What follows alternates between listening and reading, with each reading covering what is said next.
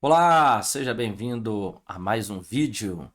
Meu nome é Willan Santos e hoje nós estaremos estudando a matéria Cristologia. Esta é uma matéria que é o centro de toda a teologia. A partir da Cristologia, todas as outras matérias teológicas vão ser desenvolvidas dentro de uma perspectiva bíblica. Nós vamos abordar de forma saudável a doutrina da Cristologia.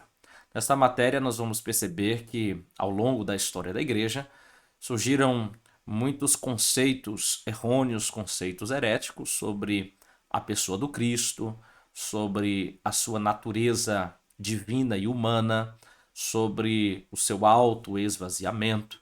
Nós vamos estudar também nesta matéria sobre os ofícios de Cristo. Nós vamos perceber que dentro do seu ministério estavam unidos três ofícios desenvolvidos ao longo da história de Israel no período do Antigo Testamento. Nós vamos verificar também a união das duas naturezas de Cristo e quais as perspectivas práticas para a vida da igreja a partir da sua encarnação, a partir da sua vida santa, a partir da sua morte vicária, da sua ressurreição e ascensão e intercessão pelos santos. Fique conosco até o final desse vídeo para que nós possamos aprender um pouco mais sobre esta matéria que é de suma importância para a sua maturidade na fé, para o seu crescimento e elevo espiritual. Quando falamos sobre cristologia, nós não estamos, obviamente, nos referindo ao sobrenome de Jesus. Quando o chamamos de Jesus Cristo, nós não estamos falando dele como alguém que tem uma descendência ou o sobrenome dele sendo Cristos. Talvez isso seja básico para você, mas muitas pessoas acabam confundindo este título que é desenvolvido na pessoa de Jesus. Note que quando temos a Bíblia apresentando Jesus como Cristo, nós vamos perceber que esta apresentação ela se dá justamente a partir de uma escolha, a partir de uma colocação dentro de um plano divino para a execução de uma obra específica. Note comigo, por exemplo, que a declaração de fé das Assembleias de Deus, na parte que é editada pelo pastor Ezequias Soares, está dito que, dentro da perspectiva cristológica, nós cremos no Senhor Jesus, Filho unigênito de Deus, plenamente homem, na encarnação e na sua concepção virginal, na sua morte vicária e expiatória, em sua ressurreição corporal dentre os mortos e na sua ascensão vitoriosa aos céus como Salvador do mundo.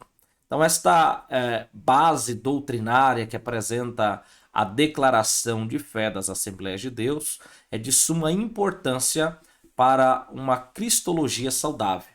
Quando nós observamos esse desenvolvimento desta declaração de fé, nós vamos perceber que nós estamos tratando aqui sobre Jesus Cristo como unigênito Filho de Deus. E nesta perspectiva vai ser apresentado que Jesus é o único desta forma, gerado ou encarnado no ventre de Maria pelo poder do Espírito Santo, sem a participação de José. Nós cremos nessa concepção do nascimento virginal, né? Cremos na sua morte vicária, na sua morte em substituição ao pecador, a sua morte expiatória, a qual faz expiação de todos os nossos pecados, e também na sua ressurreição corporal, a sua ascensão vitoriosa aos céus e ele como sendo o Salvador do mundo. Quando olhamos para o que diz o dicionário bíblico Vine, lá na página 522, nós vamos perceber que ao falar de cristologia, o dicionarista coloca que é um termo de origem de duas palavras gregas, Christos, ungido, e logia, que trata de discurso e palavra. Portanto, a cristologia pode ser definida como o estudo ou a revelação da pessoa de Cristo. É interessante esta concepção, este entendimento do termo cristologia ou da palavra grega Christos, como dito, não trata de um sobrenome atribuído ao Senhor Jesus. Até porque os sobrenomes naquela época não eram registrados. Uma pessoa era conhecida a partir da profissão que exercia, do trabalho que desenvolvia, a partir de aspectos como esses, é que a pessoa se dava a conhecer, era conhecida na sociedade. Por exemplo, quando alguém queria se referir a Jesus, falava como sendo o carpinteiro. Outra forma de designar alguma pessoa era a partir da cidade que nascia. Quando alguém queria identificar Jesus, o identificava como sendo Jesus Nazareno. Uma outra forma também de identificar as pessoas era através da sua filiação. Então, nessa perspectiva, quando alguém queria identificar a Jesus, por exemplo, na sinagoga em Nazaré, eles o chamam de o filho de José. Então, a expressão Christos não está tratando de uma nomeação ou de um sobrenome para o identificar a sua linhagem genealógica. A expressão Christos, ela se trata de esta palavra grega que significa ungido. O Cristo é o ungido, alguém que era ungido para um trabalho, para uma missão em especial. De acordo com o dicionário ou a teologia sistemática para pentecostais de Walter Brunelli, nós temos que a unção em Israel era utilizada para separar ou para consagrar pessoas que iriam exercer alguns ofícios importantes. O primeiro ofício que a unção apresentava como distintivo era o ofício do sacerdote. Quando o sacerdote era escolhido, né? E nesta perspectiva nós temos os primeiros sacerdotes, Arão e seus filhos, que eles são consagrados com a unção com óleo. Nesta unção, eles passam a ser consagrados, passam a ser separados para o ofício, para o trabalho do santuário. Então, o ungido, neste sentido, era alguém separado para aquela função ou para aquela finalidade. A partir de então, Arão e seus filhos eram ungidos de Deus. O outro ofício a qual a unção era necessária para consagrar, separar, trazendo distinção ao escolhido, era justamente o ofício dos reis. Então, alguns comentaristas vão até apresentar que era mais especificamente para o ofício real que a unção tinha a sua aplicação mais apropriada. A Bíblia fala a respeito do primeiro rei de Israel como sendo o rei Saul, que foi ungido, ou seja, ele foi separado, ele foi consagrado para exercer aquela função. Temos também o terceiro ofício para o qual a unção era necessária, que era o ofício do profeta. Quando um profeta era escolhido pelo Senhor, em algumas vezes, dentro das páginas do Antigo Testamento, este profeta ele era ungido com óleo. É isso que Deus faz com o profeta Eliseu por intermédio de Elias. Elias estava na caverna e a Bíblia apresenta que Deus fala com Elias e manda que ele saia da caverna para ungir, né, ungir Azael, rei da Síria, ungir Jeú como rei de Israel e ungir Eliseu como profeta em seu lugar. Isso mesmo, Eliseu foi ungido por Elias como profeta em seu lugar. Então note que para esses três ofícios no Antigo Testamento eram necessária a unção com óleo, a unção distintiva que o consagraria e que o separaria para o serviço do Senhor. Então, veja como é importante esse aspecto da unção, esse aspecto que a Bíblia apresenta o ungido de Deus. Lembra que quando Saul foi entregue na mão de Davi, Davi no seu coração determinou que ele não tocaria no ungido do Senhor, porque era alguém que ocupava uma posição, uma função distinta concedida por Deus. Quando o Novo Testamento se dirige a Jesus como sendo o Christos, está dizendo que Jesus é o ungido de Deus. Esta palavra grega que aparece no Novo Testamento é o equivalente à palavra Machia ou Messias na nossa língua portuguesa, é o equivalente à palavra Machia. Cristos e Machia são palavras semelhantes para designar a mesma atividade, a mesma função. Então, neste sentido, o Messias e o Cristo está tratando da mesma pessoa, está tratando do ungido de Deus, do consagrado de Deus para a função especial de propiciar salvação para toda a humanidade. Muito bem, ainda o pastor Severino Pedro da Silva, de saudosa memória, apresenta que a cristologia é o estudo que se ocupa dos atributos de Cristo como Deus e como homem, bem como do relacionamento dessas duas naturezas. Então, estudar cristologia é estar diante de o Senhor Jesus Cristo, e este senhorio apresentado nas páginas do Novo Testamento vai se desenvolver a partir da sua natureza humana e também da sua natureza divina. Nós vamos perceber dentro do estudo da cristologia que o Senhor Jesus, ele é 100%, não seria a expressão correta. Vemos muitas pessoas utilizando essa expressão 100% homem e 100% Deus, mas a expressão que mais se adequa ao estudo da cristologia é que Jesus é plenamente homem e ele é plenamente Deus. Então, nesse sentido, nós vamos ver que ele, enquanto estava na terra, ele tinha essas duas naturezas que não se misturavam e que também não se chocava entre si.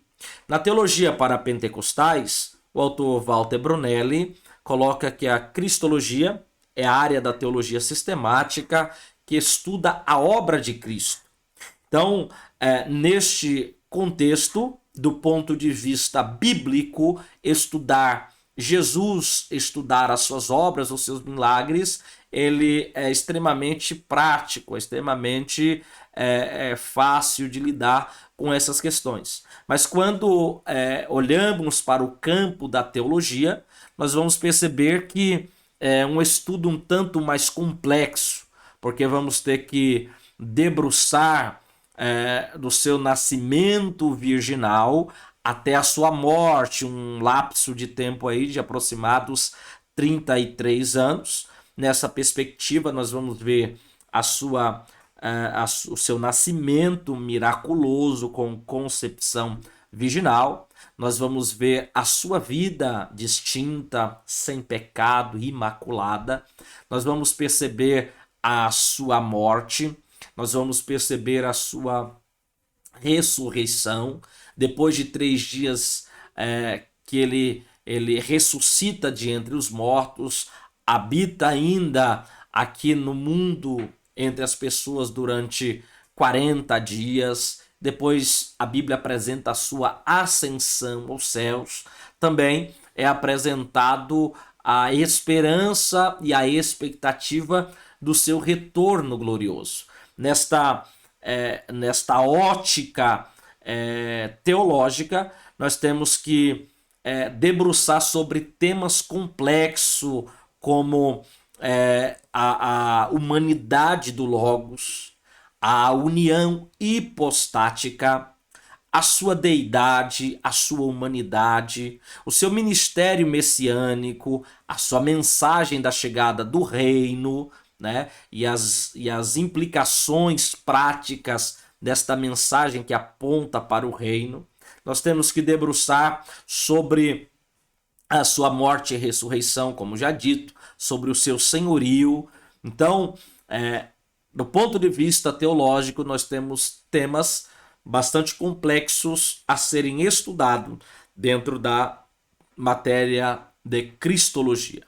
Então, nós temos que o autor de Hebreus faz uma citação muito importante para que possamos avançar um pouco mais dentro do nosso estudo de cristologia, que é a seguinte: Hebreus capítulo 1, versículo 1, está dito: havendo Deus antigamente falado muitas vezes e de muitas maneiras aos pais pelos profetas, a nós falou-nos nesses últimos dias pelo seu Filho, a quem constituiu herdeiro de tudo e por quem também fez o mundo.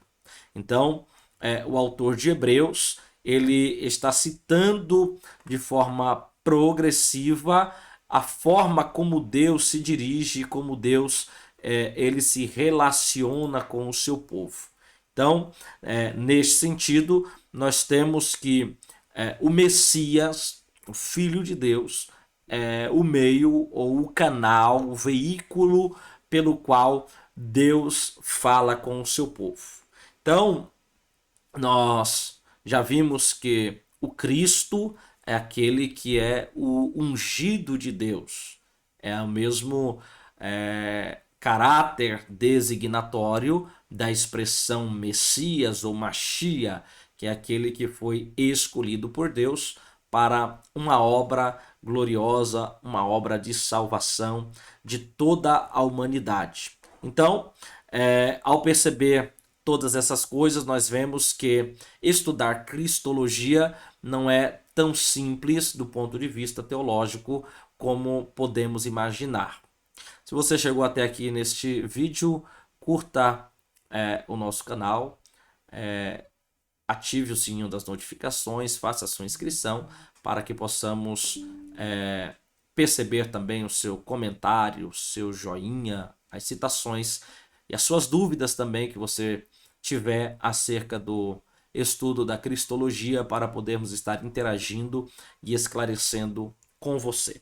Muito bem, neste primeiro momento dessa nossa matéria de cristologia, nós estamos abordando com vocês sobre a apresentação de Jesus Cristo.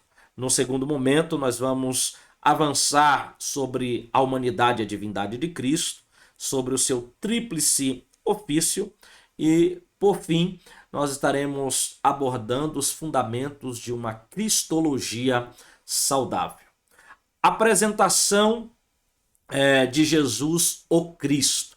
Já ficou claro para você que o Cristo é o ungido de Deus para uma missão, para uma obra específica.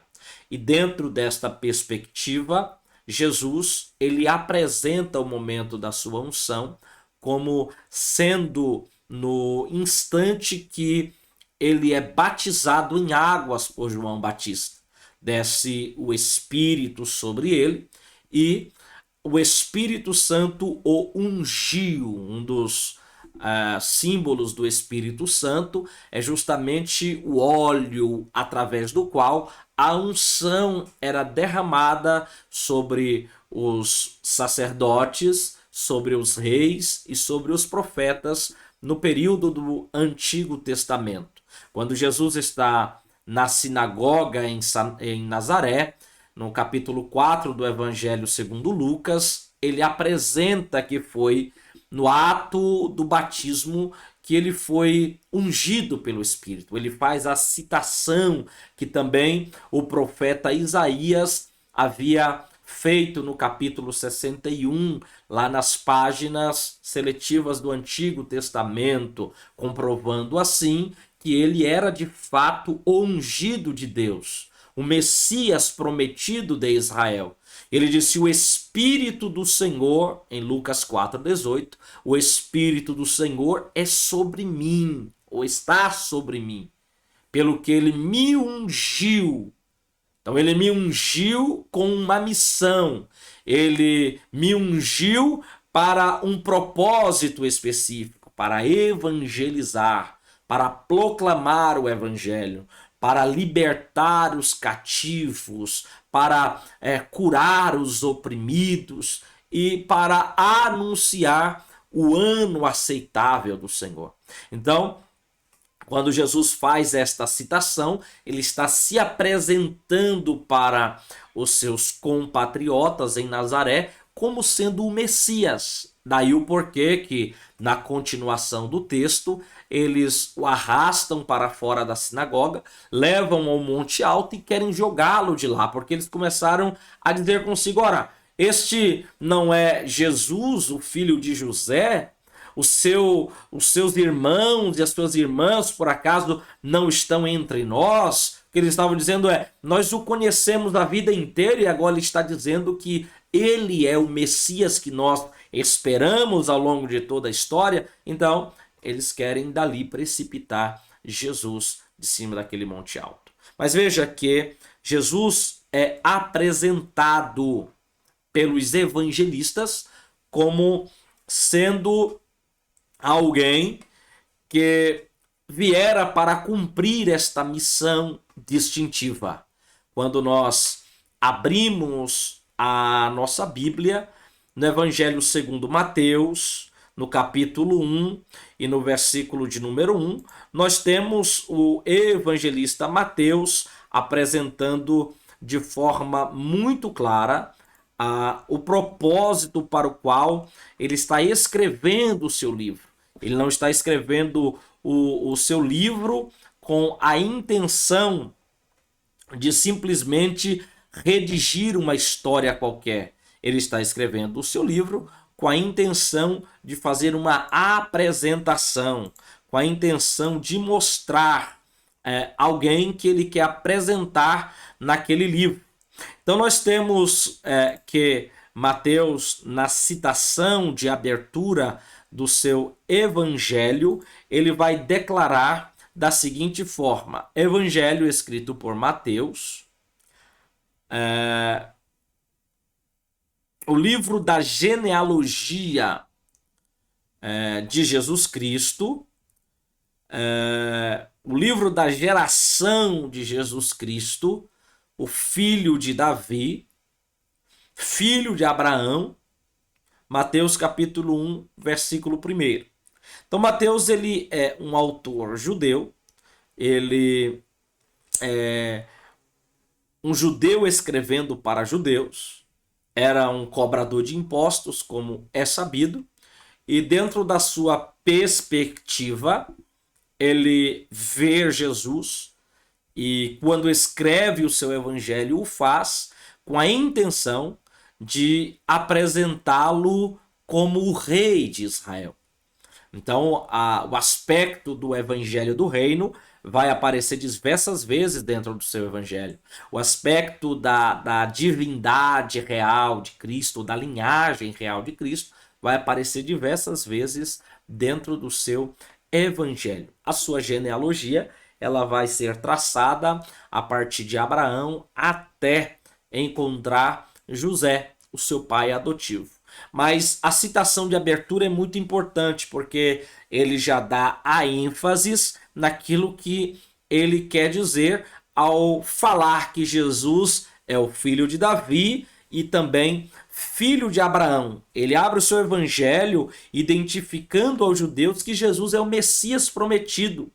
Quando ele reivindica a árvore genealógica de Jesus até Abraão. Então ele fala que Jesus é o Messias, a partir da linhagem de Abraão. Ele é o Messias prometido de Israel, a partir da linhagem de Abraão, mas ele também é o Messias porque ele tem a ascensão real a partir da linhagem de Davi.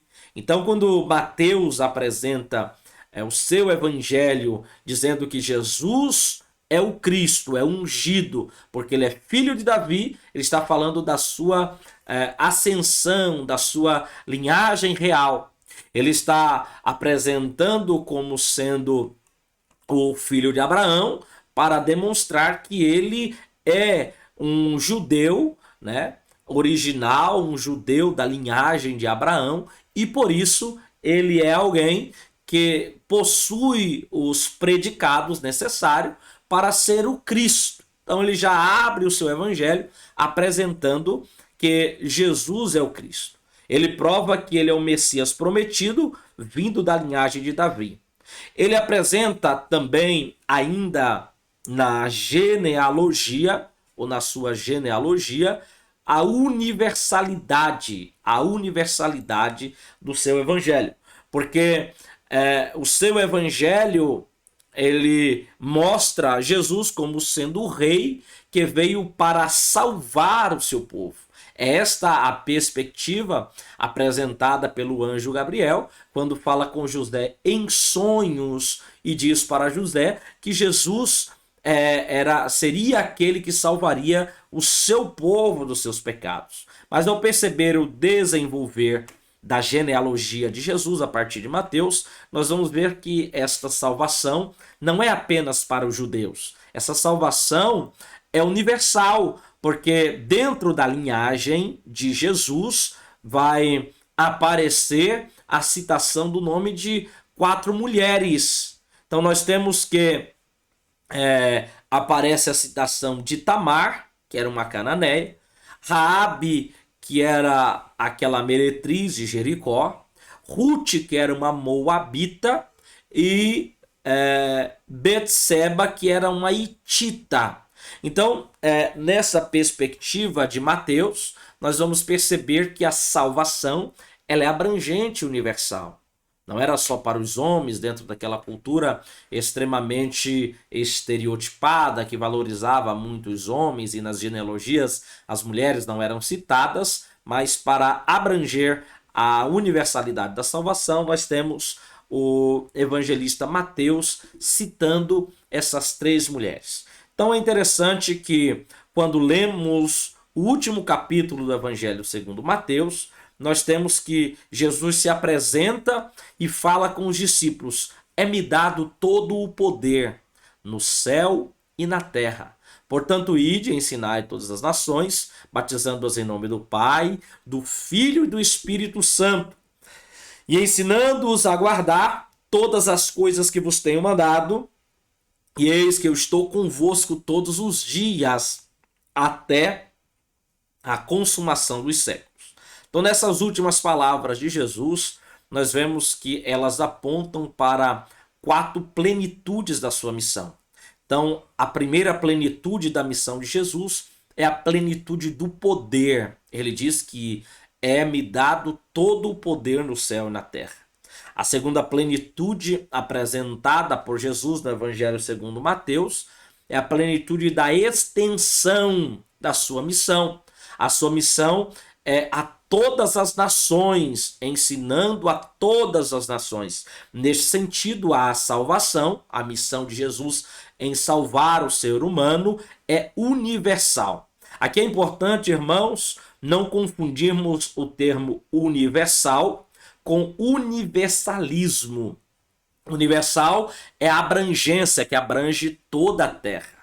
Já o termo universalismo é um tipo de segmento ou de doutrina herética que crê que todas as pessoas serão salvas, independentemente daquilo que façam, da sua profissão de fé. Em termos mais abrangentes, os universalistas acreditam que até o diabo será salvo, porque Deus, afinal de contas, é bom, é misericordioso e ele não vai punir ninguém. Então isso é universalismo. universal aponta para a abrangência. No entanto, a salvação, diz a Bíblia, é para todo o que crê em Jesus, como sendo o Filho de Deus. E é apresentado nos evangelhos que não é apenas crer que ele veio ao mundo e morreu pelos pecados, mas crer que ele é plenamente homem e plenamente Deus. Muito bem, esta é a apresentação do Senhor Jesus a partir da perspectiva, a partir da ótica de Mateus. Nós temos que Marcos também o apresenta como sendo o Filho de Deus, mas o público-alvo de Marcos eram gentios. Os gentios que estavam mais precisamente no território romano ou na cidade de Roma. Marcos é aquele sobrinho de Barnabé, identificado no Evangelho ou no livro de Atos dos Apóstolos como João Marcos. Este Marcos, ele posteriormente se tornou alguém muito útil ao ministério de Paulo, tornou-se mais adiante discípulo de Pedro, e a partir das pregações de Pedro em Roma, Marcos redige o seu evangelho, numa perspectiva de demonstrar a rapidez que se desenvolve a salvação. Marcos é extremamente prático e quer mostrar que Jesus é aquele que veio para servir e não para ser servido. Quando nós abrimos a Bíblia no Evangelho segundo Marcos, nós vamos perceber a temática do servo em ação. Marcos ele está mostrando Jesus agindo de forma muito abrangente, muito direta nas suas pregações, nos seus milagres. O Evangelho de Marcos não tem os grandes sermões de Jesus, a ação, as ações de Jesus, elas são muito práticas, muito rápidas, e ele apresenta no capítulo 1, versículo 1, dizendo princípio do Evangelho de Jesus Cristo, Filho de Deus. Então esta palavra princípio, ela denota origem. Marcos ele está escrevendo a partir da perspectiva das pregações de Pedro em Roma, e ele mostra que a origem de Jesus é o próprio Deus. Então ele mostra que Jesus ele é alguém que está agindo de forma muito rápida para abranger a todas as pessoas dentro do plano de Deus de salvar a todos os homens. Então ele traz a ideia de ações rápidas, revelando as ações do ministério de Jesus. Além disso, Marcos é o evangelho mais curto, mais objetivo dos 4 evangelistas que redigem os seus evangelhos. Lá no capítulo de número 10, versículo 35, está dito que o Filho do Homem também não veio para ser servido, mas para servir e dar a sua vida em resgate de muito. Então Marcos revela o servo em ação, o Cristo profetizado, agora encarnado, crido por uns, rejeitado por outros, que morreu e ressuscitou, foi assunto aos céus e breve voltará.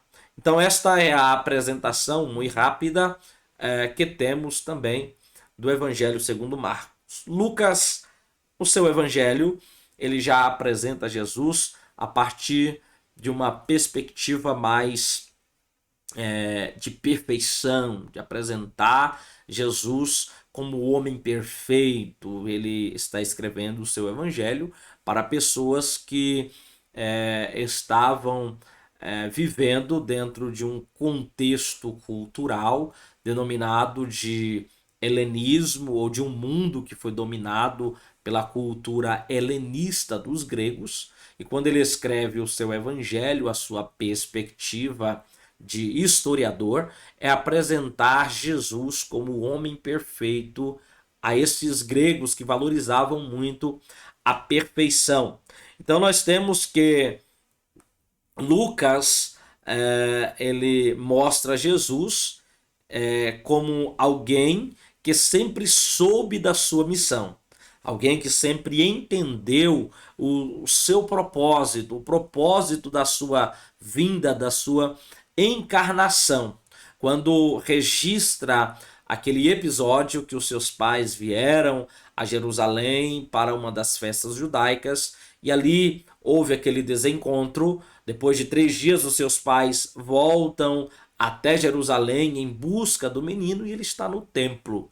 No templo ele está conversando com doutores e os doutores estão maravilhados da forma com que ele fala, da forma com que se expressa, e eles o encontram e questionam ele sobre ele ter ficado para trás e diz: vocês não sabiam, vocês não sabem que eu estava ou convinha tratar dos negócios do meu pai? Está registrado em Lucas capítulo 2, versículo 49.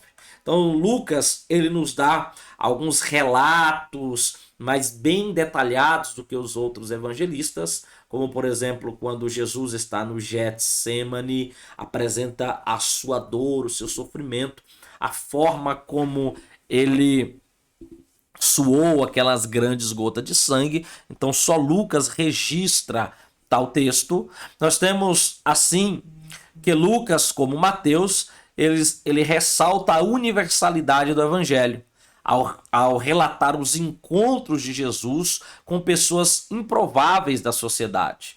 Ele registra alguns encontros de Jesus com pessoas que não tinham valor para aquelas crianças, para aquela sociedade. Por exemplo, as crianças que eram marginalizadas. Ele apresenta esta universalidade às pessoas que o seguiam, os publicanos, os pecadores, as mulheres, pessoas que eram marginalizadas pela sociedade, os enfermos como os leprosos. Mas Jesus, dentro da perspectiva de Lucas, ele trabalha desta forma para demonstrar esta universalidade do seu evangelho ou do evangelho de Cristo.